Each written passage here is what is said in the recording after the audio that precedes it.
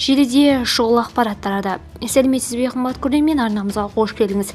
Әлемде және Қазақстанда болып жатырған соңғы жаңалықтарды алғашқы қатарынан білгіңіз келсе, арнамызға жазылыңыз, лайк басуды ұмытпаңыз. Павлодар облысында ер адам отбасын өртеніп жатқан үйден құтқарамын деп қаза тапты. Павлодар облысы мәліметінше 43 жастағы ер адам өртеніп жатқан үйден әйел мен балаларын құтқарып жүріп көз жұмған. Өрт сөндірушілер келгенге дейін ер адам терезе арқылы жұбайы мен 3 баласын шығарып үлгерген.